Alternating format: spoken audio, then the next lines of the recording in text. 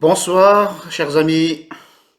J'espère que vous avez passé un bon week-end, malgré la pluie et le temps qui n'est pas au rendez-vous, mais j'espère que vous avez pu vous reposer.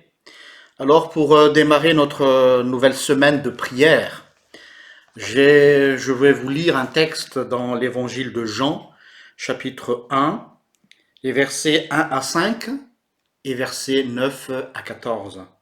Jean chapitre 1, versets 1 à 5 et versets 9 à 14, au nom de Jésus.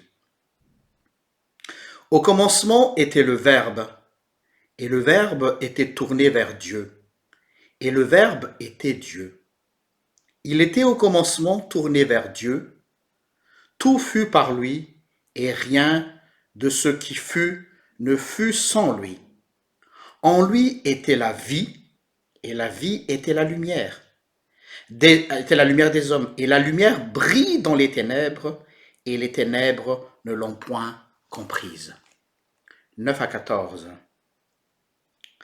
Le Verbe était la vraie lumière qui, en venant dans le monde, illumine tout homme. Il était dans le monde fut par lui. Et le monde ne l'a pas reconnu. Il est venu dans son propre bien, et les siens ne l'ont pas accueilli. Mais à ceux qui l'ont reçu, à ceux qui croient en son nom, il a donné le pouvoir de devenir enfants de Dieu.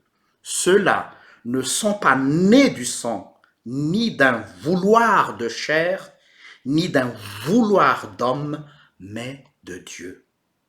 Et le Verbe s'est fait chair, et il a habité parmi nous, et nous avons vu sa gloire, cette gloire que Fils unique plein de grâce et de vérité, il tient du Père. Amen.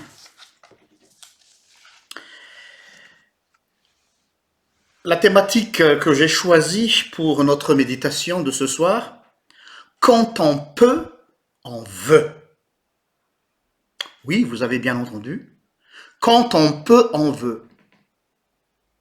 Et je sais que certains parmi vous vont réagir et aimeraient me dire, vous vous êtes trompé, c'est l'inverse. Quand on veut, on peut. Eh bien non. Justement, ce texte montre l'opposé total de cette façon de parler. Ici, quand on peut, ce n'est qu'après qu'on veut. Quand j'ai mis cette thématique sur ma page Facebook pour annoncer aux gens la méditation d'aujourd'hui, tout de suite, beaucoup ont réagi, vous vous êtes trompé. Pourquoi? Parce que c'est dans notre subconscient, dans notre regard habituel, c'est dans l'opinion dominante. On réfléchit même plus, c'est une expression très courante, très connue. Mais le texte ici est clair. Le texte dit, avant, nous sommes dans les ténèbres. Et donc, quand on est dans les ténèbres, d'après Jean ici, on ne peut pas se sauver par nous-mêmes. Quand tu es dans le noir, tu ne vois pas le chemin. Tu ne sais pas par quelle issue il faut partir. Mais une fois que la lumière est allumée, alors là, tu vois où est-ce que tu vas mettre tes pieds, qu'est-ce que tu vas faire. Donc, vous voyez, il ne suffit pas de vouloir. Et même si on a toutes les bonnes volontés du monde, quand on n'a pas la capacité, le pouvoir, voilà le pouvoir. Si tu n'as pas les moyens de le faire, tu ne peux pas. Et ça resterait juste un désir, un vouloir qui n'est pas assumé. Donc là déjà, ça montre que tout ne dépend pas de toi. Or, c'est ce que le monde nous a inculqué. Et surtout avec j'ai remarqué aujourd'hui, il y a un courant qui met en exergue le développement personnel. On te dit, tout dépend de toi. Tu peux le faire, tu peux le faire, tu peux le faire. Et on matraque les gens avec ça. Il y a un matraquage psychologique. Mais je suis désolé. Tout le monde est conscient de la situation actuelle. Il ne suffit pas de vouloir. Tout le monde aujourd'hui souhaiterait que la vie revienne comme avant. Tout le monde souhaiterait avoir plus de liberté. Tout le monde souhaiterait voyager comme avant. Tout le monde souhaiterait passer les fêtes de Noël avec ses amis et sa famille. On veut, mais on ne peut pas. On ne peut pas parce que nous sommes limités. Limités par ce qui se passe. Donc vous voyez déjà même dans la vie courante, la vie quotidienne, je ne parle pas encore du côté spirituel et du côté salutaire, il ne suffit pas de vouloir. Et Dieu nous a démontré que nous sommes limités. L'être humain pensait toujours qu'il suffit de vouloir pour faire quelque chose, mais là, on a pris un coup d'arrêt et le monde a compris que c'est le pouvoir qui est en avant et ce n'est qu'après le vouloir. Et d'ailleurs, dans notre expression populaire, quand un enfant fait sa demande et dit « je veux ceci », tout de suite on se précipite sur l'enfant pour lui dire « ça ne se dit pas, c'est impoli ». Tu dirais « je voudrais », parce que ton désir, ton souhait dépend de tes parents, dépend de celui qui prend charge.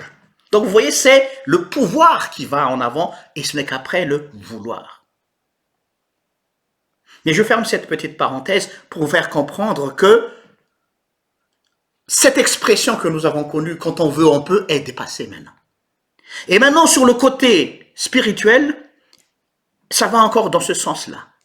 Regardons un peu le verset 12 et 13, en tout cas dans ma version, la traduction écuménique de la Bible.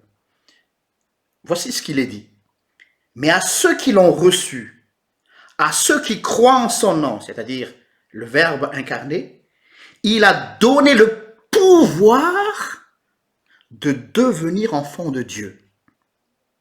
Ceux-là ne sont pas nés du sang ni d'un vouloir de chair. Regardez bien comment Jean jongle les deux verbes. Je reprends. Mais à ceux qui l'ont reçu, à ceux qui croient en son nom, il a donné le pouvoir. Il a donné le pouvoir d'abord. La capacité. Et ce pouvoir, d'où il vient ce pouvoir, quand on devient enfant de Dieu. Parce qu'on change de nature. Et c'est cette nature d'enfant de Dieu qui nous donne les moyens et la suite de la phrase, ceux-là ne sont pas nés du sang, ni d'un vouloir de chair, ni d'un vouloir d'homme, regardez, ça revient 2 fois, mais de Dieu. C'est clair comme passage. Donc le vouloir de l'être humain, elle est morte à cause du péché. Nous ne pouvons plus, Paul l'a bien dit dans l'épître aux Romains, j'aimerais faire ce que je devrais faire, mais j'ai pas les moyens de le faire.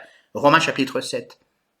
Je fais toujours les choses que je ne veux pas faire, mais je le fais. Pourquoi? Parce que je n'ai pas les moyens de le faire. Je ne peux pas le faire, même si je veux le faire. Et donc, il ne suffit pas de vouloir, mais il faut le pouvoir. Et ce pouvoir vient d'où? Elle vient d'en haut. Et c'est ce qu'il est dit ici, puisqu'on est enfant de Dieu, c'est-à-dire on a été adopté par Dieu. Et ça, c'est l'intervention divine, d'où la lumière dans les ténèbres. Quand vous entrez dans votre chambre, dans la pièce où vous êtes, même s'il y a le noir, dès que vous appuyez sur l'interrupteur, c'est la lumière qui prend le dessus et non le noir. Voilà. Il faut un pouvoir au-dessus de notre pouvoir pour espérer, vouloir à faire la volonté de Dieu. Et donc, voilà la thématique que j'aimerais partager avec vous ce soir. Il se peut que vous avez une volonté, un désir de bien faire. Tu te dis, Seigneur, j'aimerais avancer, j'aimerais... Souvent, on arrive tout doucement vers la fin de l'année, puisqu'on est au mois de décembre. Et dans les derniers jours du mois de décembre, tout le monde essaie d'avoir une bonne résolution. Ah, c'est le mois de la résolution. Ah, je voudrais faire ceci, j'aimerais m'améliorer sur tel domaine. Mais il ne suffit pas de vouloir. Est-ce que tu as les moyens de le faire? Et je sais que tu n'en as pas. N'écoute pas ce qu'on te dit, tu peux le faire. Tu ne peux pas le faire. Tu as besoin d'une force qui est au-dessus de toute force pour te donner le moyen, le pouvoir. Et quand tu recevras ce pouvoir qui vient d'en haut, et alors là, tu arriveras à tes fins pour vouloir faire du bien, vouloir avancer dans la vie. Que le Seigneur t'accorde son pouvoir. Amen. Prions.